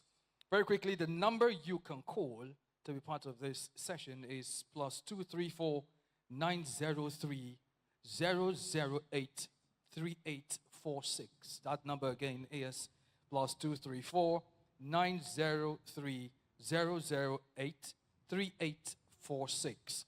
And in case you try calling and it's not going through, you may want to send us your question via WhatsApp, which is pretty much we're trying to make sure that we have a lot of persons who can reach us.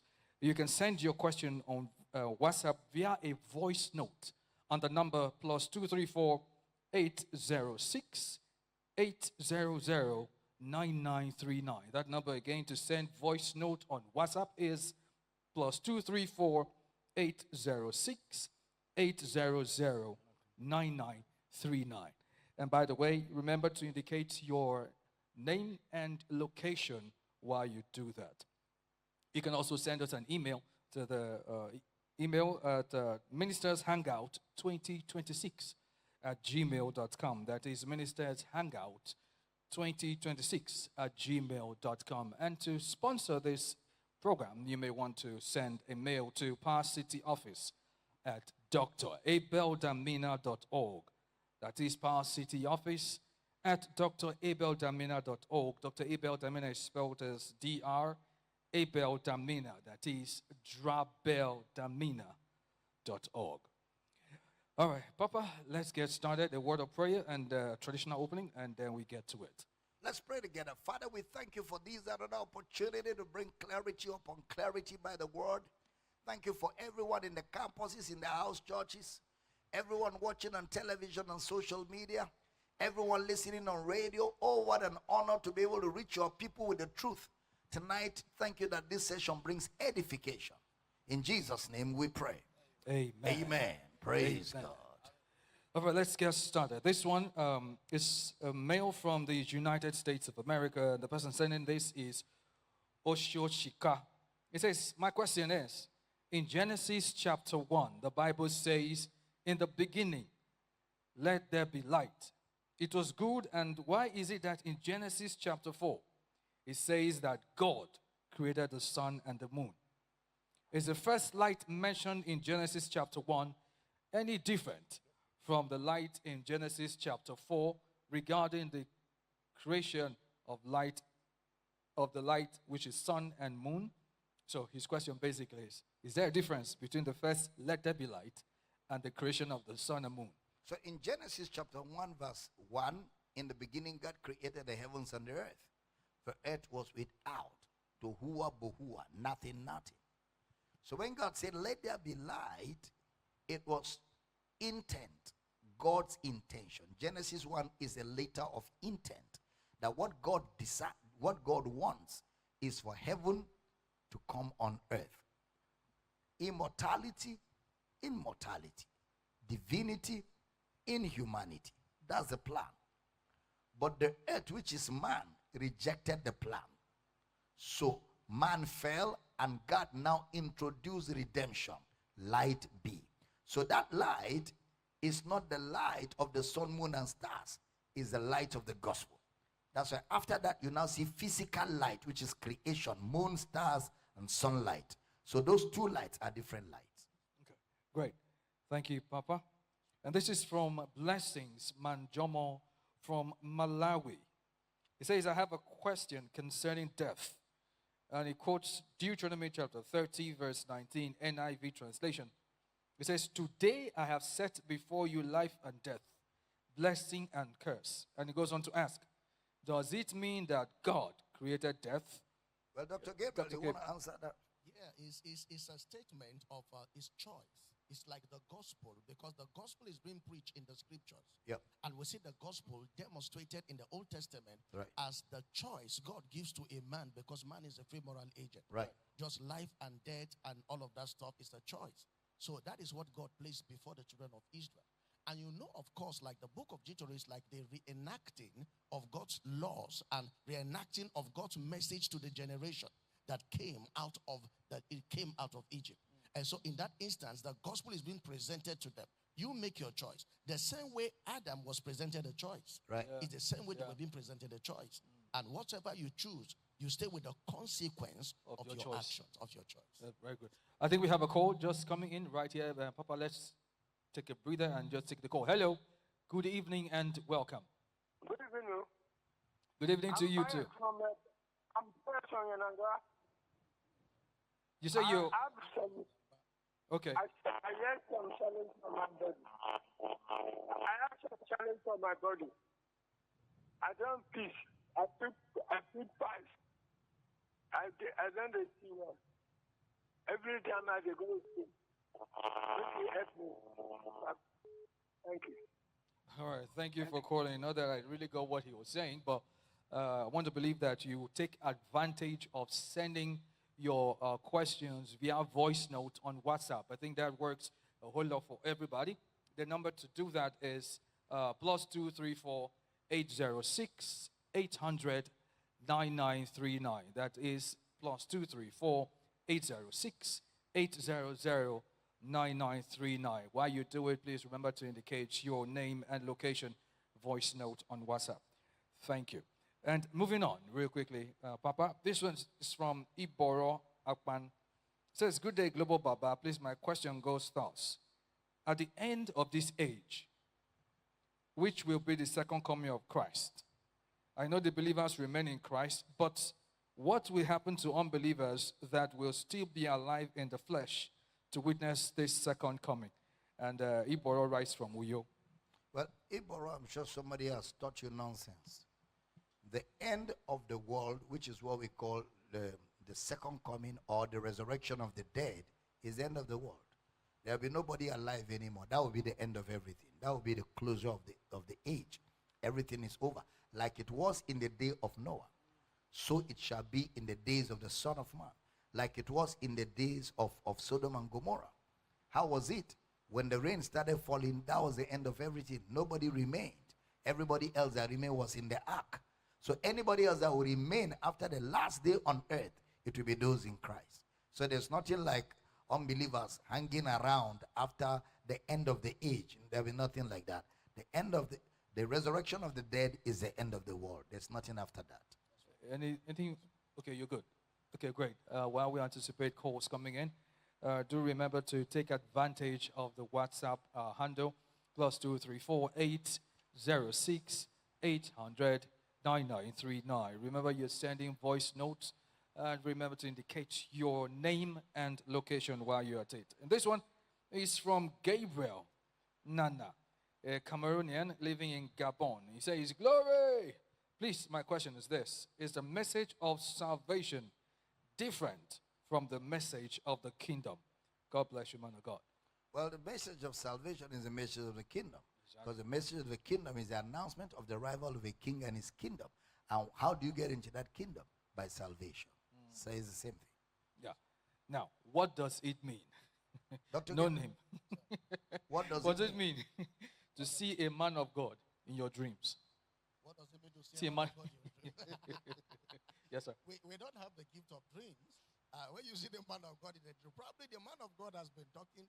God is leading you to just let you know that you just have to set your affection on him and all of that. And you have a lot to do with counseling probably because your life is not going well. But seeing the man of God, a man of God in your dream is like seeing any other person. Right. Because the thing is that when we are not having the gift of dreams, the person talking right now, the question to ask yourself is that, am I in the will of God? What's the will of God? Is that I be saved. Am I saved? Then am I in a church, a local church where the word of God is taught? But sometimes, because of dull perception, Yeah. somebody who is a child of God and he has passion and hunger for the things of God, and may say, God, I want to know who is my pastor. I want to know which local assembly to be to. And God can show him a man of God because God is loving and God is merciful. Right. And he sees that person in his dream, and the lowest form of vision is dreams. Yeah. Yeah. And he sees that, and he now knows that, okay, that's an answer to my prayer. And he goes looking for that man of God, and he settles in that local church. Right. So I strongly believe that that will be what God is communicating to this person to locate. Because when you find your father, your pastor, your man of God, you have reached home. You have Yeah. arrived. Absolutely. You've arrived. Absolutely. Okay. Absolutely.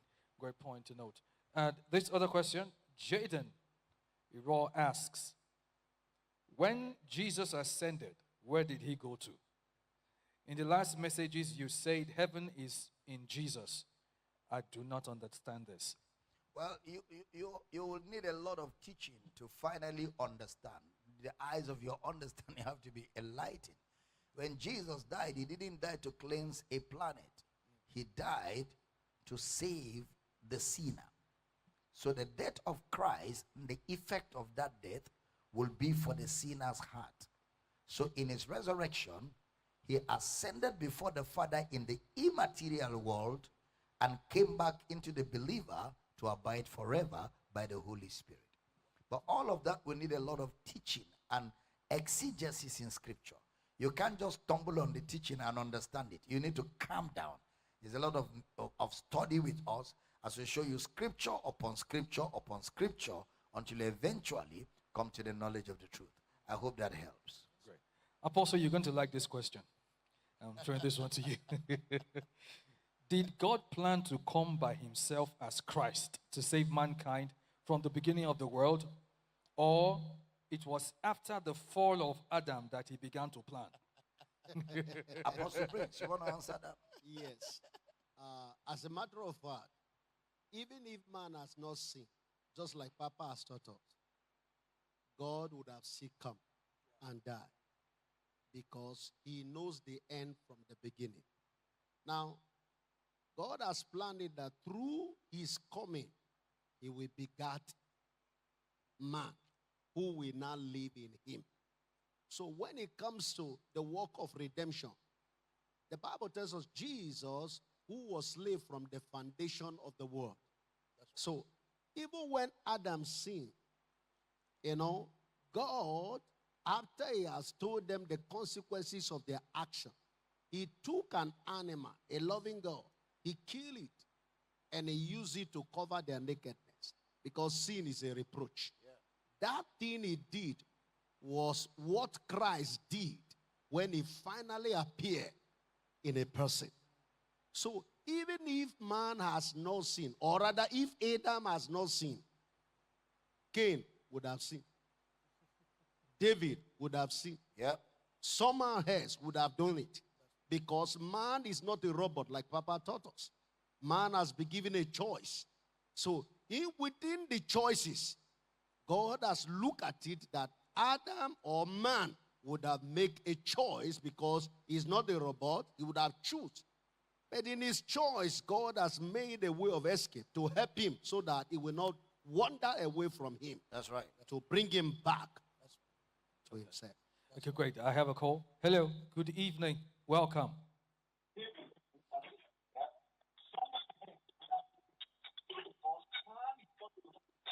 Hello. Hello. Hello. Hello. Hello. Hello. Good evening. Welcome. What's your name Good and where are you evening. calling from? My name is Stella Mweni from Kenya. From Kenya. Yeah. You're welcome. Go ahead. Ask your question.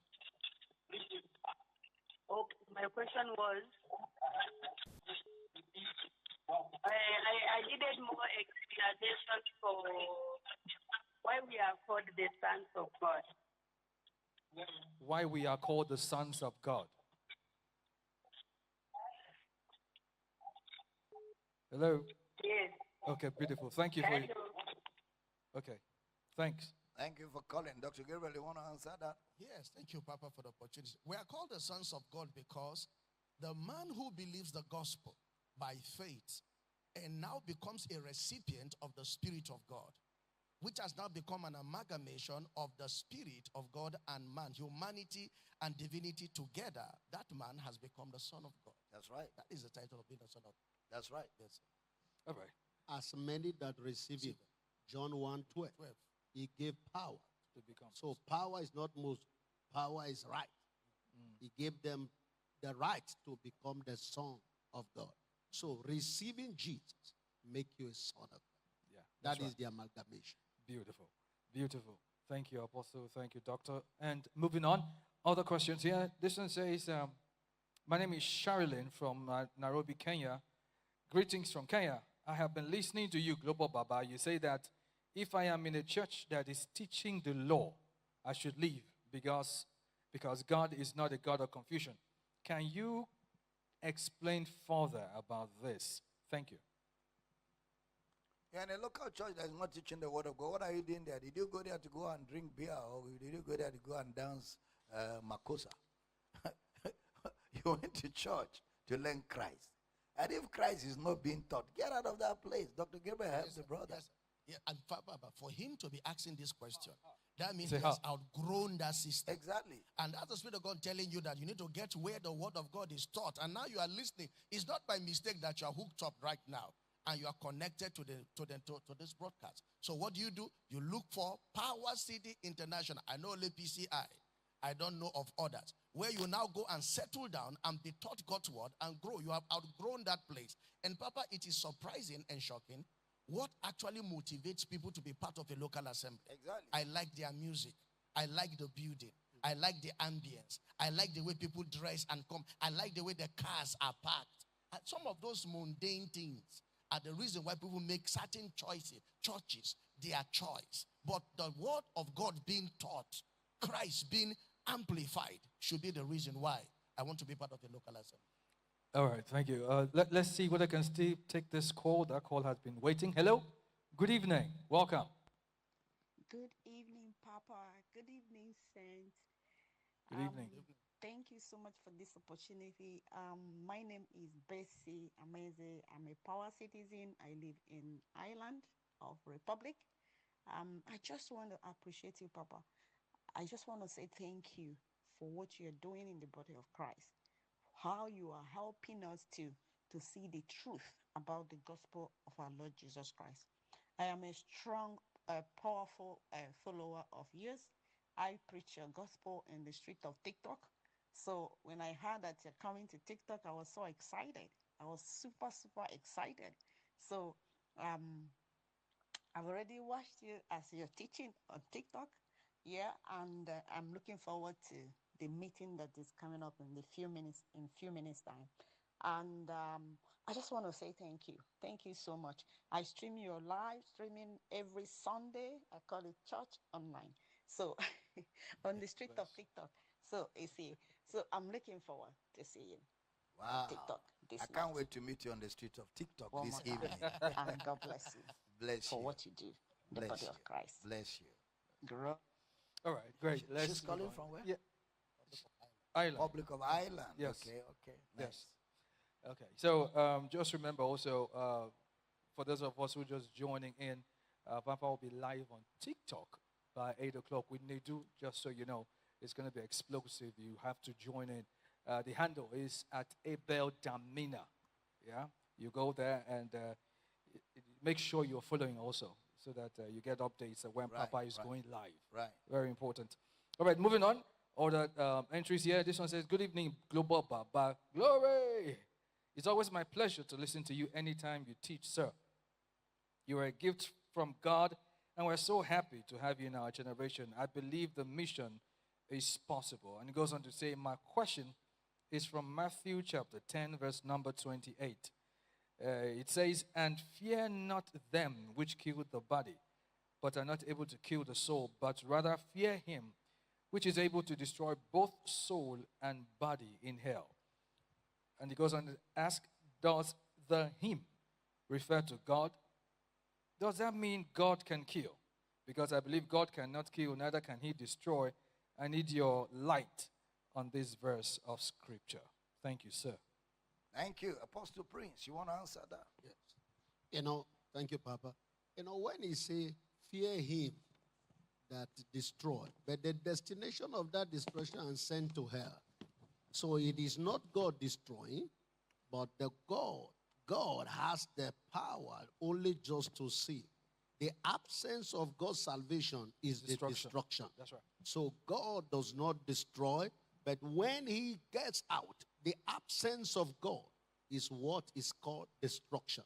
So when he say fear him, is because the moment he is out, destruction comes. But God will always come through to save man from destruction. And don't forget that God gave you free will. Yeah. And he cannot force you. So if you reject him, he won't force himself. So that absence, Dr. Gabriel. Yeah, it's all about believing the gospel. You believe the gospel, you're saved. You reject the gospel, there's nothing God can do. That means you have chosen destruction. So people actually choose hell for themselves. God is not responsible for where their destination is. Thank you so much. Let's take this call. Hello. Good evening and welcome. Glory, glory. Glory.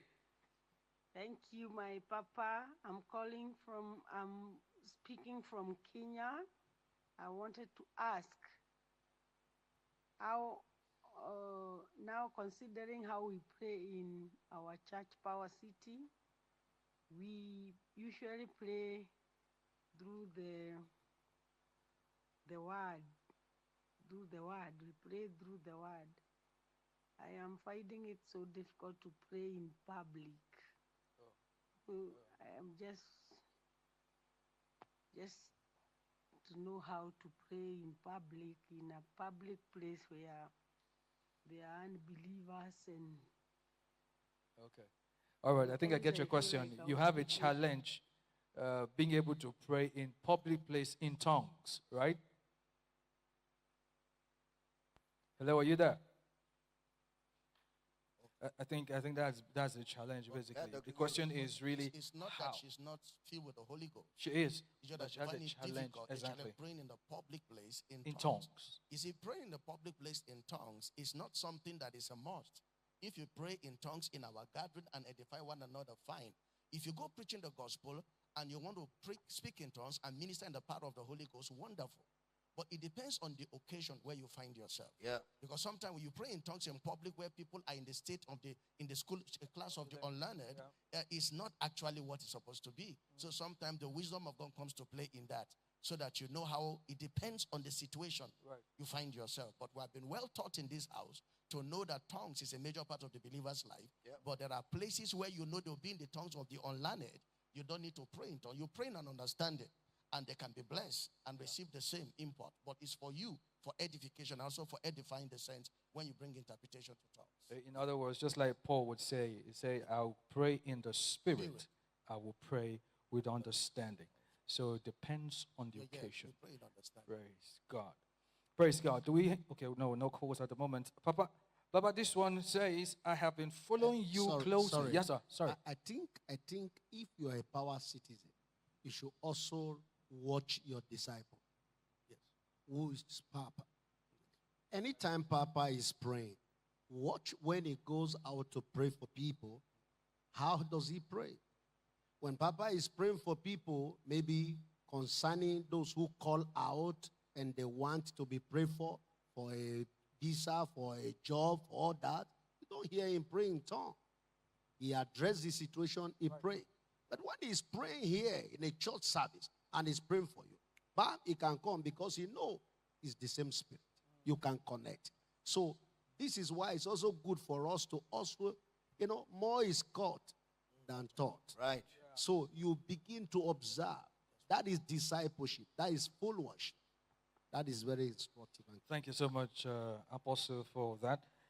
This one says, Papa, I have been following you closely for some years, and I must say, your teachings have indeed transformed my mind and approach to Christianity. God protect and keep you for us. Amen.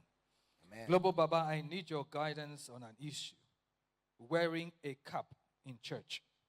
I really love wearing caps. As a tech guy, I feel they make me look sharp and reserved. But when I tried it in church, in his church, I was rebuked and scripture was used to back it up. I wanted to respond, but I didn't have a direct, solid scriptural answer. Please, sir, could you help me understand this better? I truly want to honor God both in conviction and in practice. I would also love to have sound scriptural backing so that I can teach anyone who happens to be in my position. Papa, just before you respond, let's take this call. Hello, good evening, and welcome. Hello. Hello, good evening. Your name, location, and question. Go ahead. Okay. Good evening, sir. I'm Sophia Greg. Go ahead. Go ahead. Okay. I'm calling from Kogi State. Go ahead, Sophia.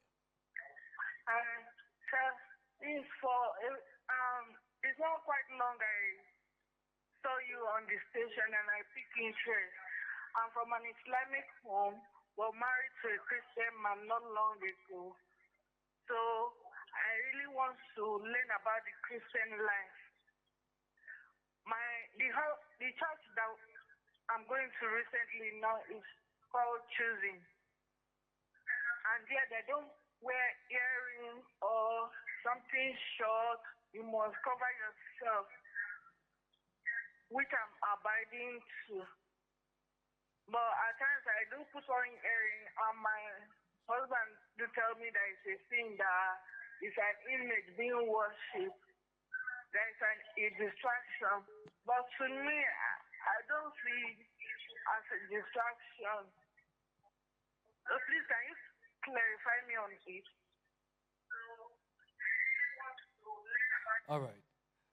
Papa, you got the question? Yes, thank you for reaching out. We want to help you. We want to help you on your journey as a child of God. We want to help establish you, give you enough knowledge. So if you call this same number at 805, if you call this same number, we want to talk to you, counsel with you, and share more things with you that time will not allow us on this platform. But thank you for calling in. All right, and for those of us who are just joining in, a few minutes, almost 15 minutes shy of the top of the hour. But then, numbers you can call again, number you can call is +234 903 008 3846. That number again is +234 903 008 3846. And for those of us who are social media friendly and you have a WhatsApp account, you can send us a voice note on WhatsApp on the number +234 806 800 9939. That is +234 806 800 9939. Remember to indicate your name and your location when you send a voice note. Papa, let's continue with what we have here. This one is from Raphael. Raphael is sending this in from Calabar in Cross River State. He says, I want to do ministry right now, Baba, but I have no job, no money, and it seems as though God has forgotten about me. Global Baba, for someone like me who has acquired only secondary school education, nothing seems to work out good for me. Is it possible for me to do ministry? How can I get myself out of this situation? I don't want to be a burden to anybody. I have worked for people for years, but nothing to show for it except for payment of my house rent and food. I can't even send money to my parents when they are ill. Global Baba, Is there a way out for me? Can someone like me do ministry? Oh, sure. Apostle Prince, speak to this person. All right. You can do ministry. Ministry is not a condition. Yeah. It's not something you are going to say, those who did it before now, they left everything. You know, Peter said to Jesus, we have left everything and will follow you. And he said, what shall we get? He said, anyone who has left his father, mother, and all that. So there's a place of self-denial. Just throw yourself at it. The good news is that you have something that pay your rent, you have food, be contented. And as you begin to do the work of the ministry, you discover with prayer and growth, things will begin to align for you. That's right. Doors of opportunity will come. Even now that you are not doing the ministry, have you had the money? The answer is no. So it's safe to do the ministry and do the will of God. And you see how God will begin to pave way for you. For doors of jobs, of supernatural provisions will be available. Because the work of God does not require condition. No, you just yield to it and do the will of God. As a matter of fact, it is when you do that, that God, he said, he who served me, my Father will bless. That's right. So there is a blessing in service. Please go for it. This is the time. Yes, you want to say something? In addition to that, sometimes we need to also investigate what his concept of ministry is. Because doctrinally, a lot of people have some lining, some narrative as to what ministry is, based on what they were exposed to. Yep. Adding to what Apostle Prince just said. So we'll be able to counsel him in a robust way. They'll situate him in a place whereby we'll do ministry with a level of joy and freedom and not feel condemned or abandoned by God. Yes, so you need to call this number. I believe so too, because his emphasis was, it sounded like he was looking for something to do, to make money, so that money would be in his hand or something. But then again, you can call the number on the screen right now. Not now, actually. You call about 5 minutes after 8 o'clock, and someone will be there to attend to you. Bless your heart. And moving on, still another question here. This is from Ngozi. She says, she's writing from Uyo and says, I want to say a big thank you for giving yourself to the work without holding back.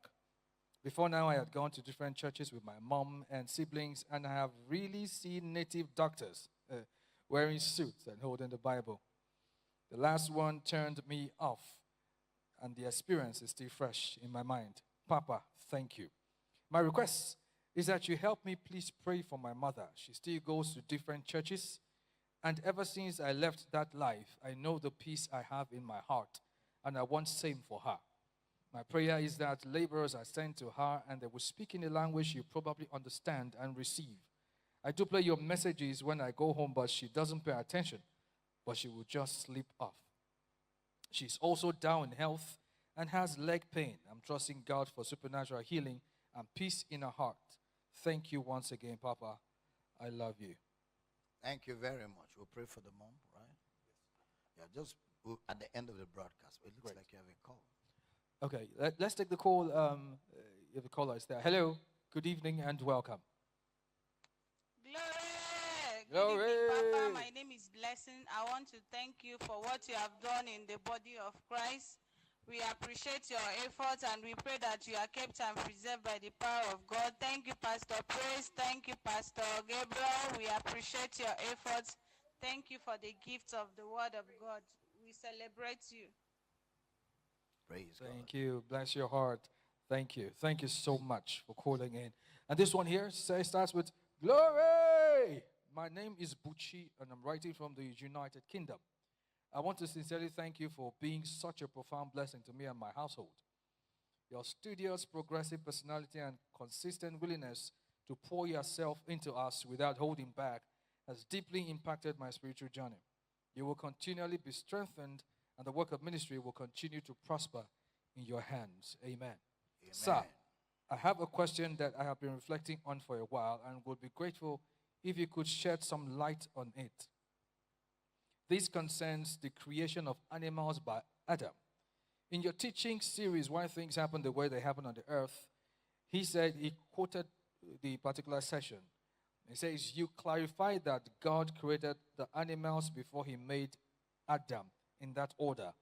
However, during Soteria season 12, you made a statement, which I paraphrase, that it was when Adam named the animals that they took up their form. I am currently struggling to reconcile these two insights, and I would appreciate your help in understanding. Number one, who then created the animals? If Adam did, does that not contradict the idea that God completed the creation of all things required for man's comfort before forming him? Number two, how do we rightly interpret Genesis chapter 1, verse 20 to 25, which clearly states that the fishes and beasts were created on the fifth day?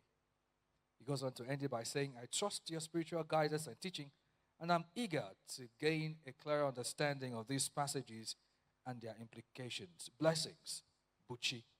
Well, Buchi, you must remember that Adam did not write the book of Genesis in the sequence of events. He wrote after the fact. So that already should help your mind begin to, have the right image and the right picture of what God did in the book of Genesis, and how God created the earth, and how God created man and gave man the responsibility to run the earth, and man had to put things in perspective.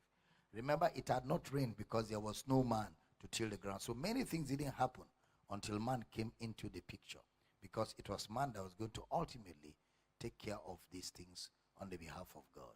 I hope that helps. All right, thank you, Papa. This one here says, glory, blessings, Papa, and great peace to all our global leaders on set. Finally, because never again shall men claim that they were not taught or not granted the opportunity to learn.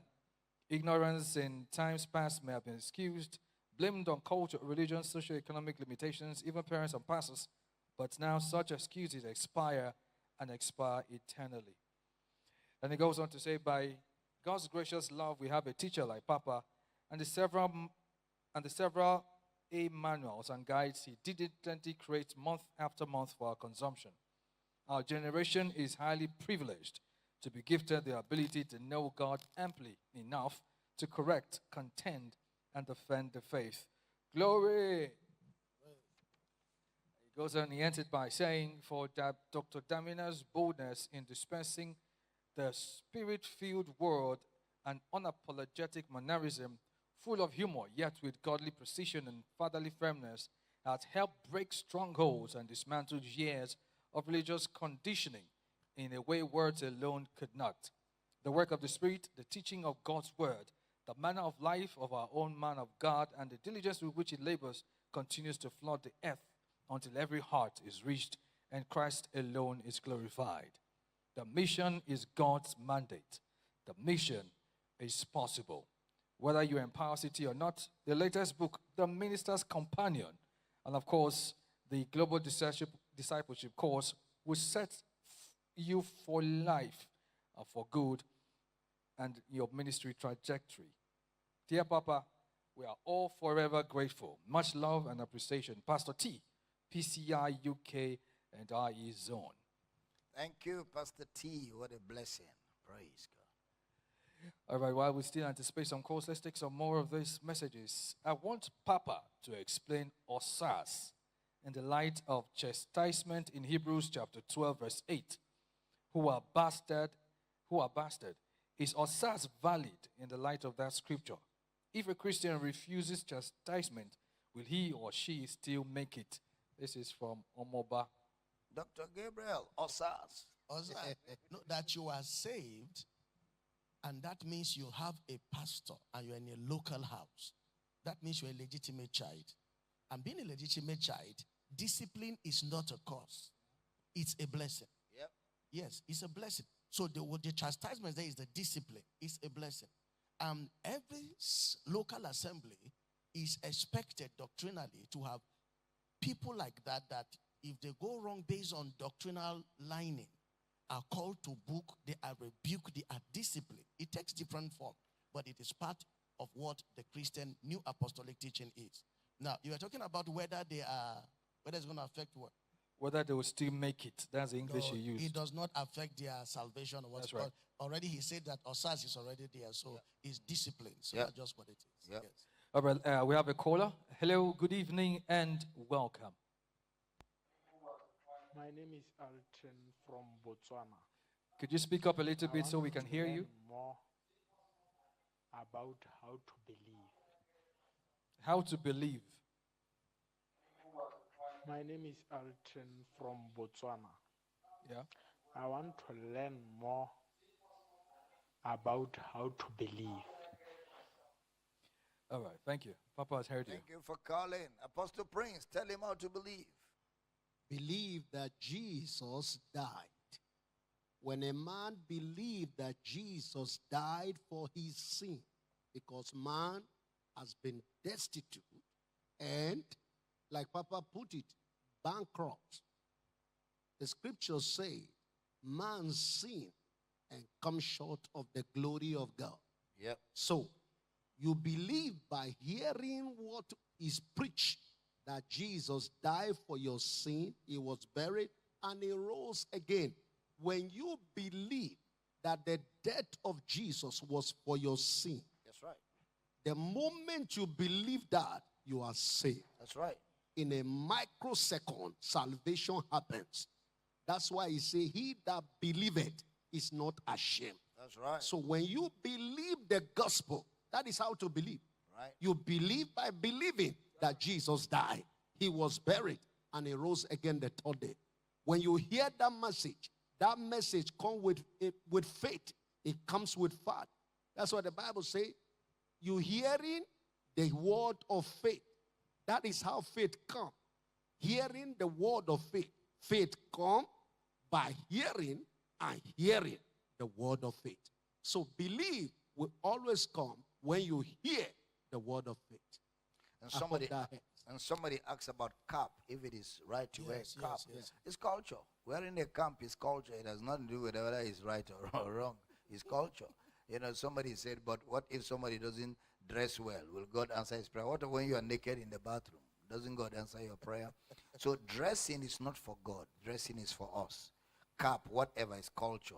And when you go to the Romans, you do like the Romans. So whatever is the acceptable culture, it's okay. If in a place, a culture, wearing a cap is part of their dressing, by all means, go ahead and wear your cap. It doesn't hinder you from getting the blessing of God or hinder you from getting your prayers answered. I know this is going to cause some reactions, but the truth is the truth irrespective of your reactions. I hope that helps. All right, Papa, our time is fast spent, and this is the best place to wrap this up. Papa, please take us home, sir. All right. Well, if we couldn't answer your call tonight, guys, well, we still have some more days. You can be blessed. Tomorrow is going to be the beginning of the In the Spirit, by the Spirit with Pastor Chris Onayinka right here in the building. We're looking forward to seeing everybody back in church at 5:30. It's going to be explosive. And if you don't want to be a part of it, you don't live here, you're online, you need to send a mail to powercityoffice@gmail.com asking for the Zoom details to be part of the Holy Ghost conference that begins from tomorrow, Thursday, 6 p.m. GMT +1. Hey guys, you know, it's a joy to serve Christ. And we want you to know if you have questions or you want to be a part of the interaction, send a mail to Ministers Hangout 2026. Ministers Hangout 2026 at gmail.com. It's just been a wonderful time hanging out here. Dr. Gabriel, you want to say something before we pray for the people? Yes, the young man that just called, that you just spoke to from Botswana, Yes. we need to hook him up to our national coordinator Right. for immediate emergency discipleship. Yes. God has- So the brother from Botswana who called last, please call us again immediately after this so that we can, bring you a blessing tonight and help you with counsel that will help you walk in the light. Apostle Prince, you want to say something before we go? Yes, thank you, Papa.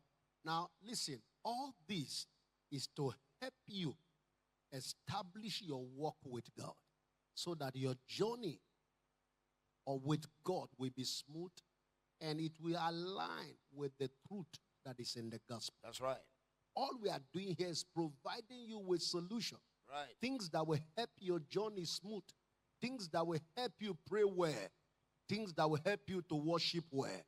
Things that will help you to actually give well.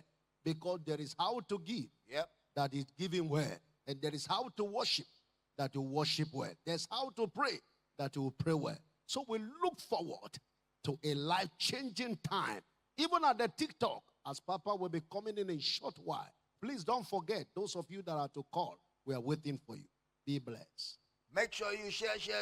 Let people know that we're going to be live on TikTok. But I just got a message. Well, I'll give you the message when I come over to TikTok at 8 p.m. in another 2-3 minutes. But we love you guys. It's an honor to serve you the grace of God. I'm always excited about the privilege to bring you clarity, equip you, and establish you in the plan and purpose of God for your life. Campuses, we live in the able hands of your coordinators, house church pastors. Take charge of the house churches. And until we see you again, this is Dr. Gabriel, Apostle Prince, and Ubong Kings, and Abel Damina saying that the kingdom of God is in power. Amen. Praise God. Hallelujah. Hallelujah. Whoa. Give your offering. We trust that you have been blessed by this message. To order the complete series of this message and other messages by Dr. Abel Damina, please call +234 806 800 9939 or email powercityoffice@gmail.com.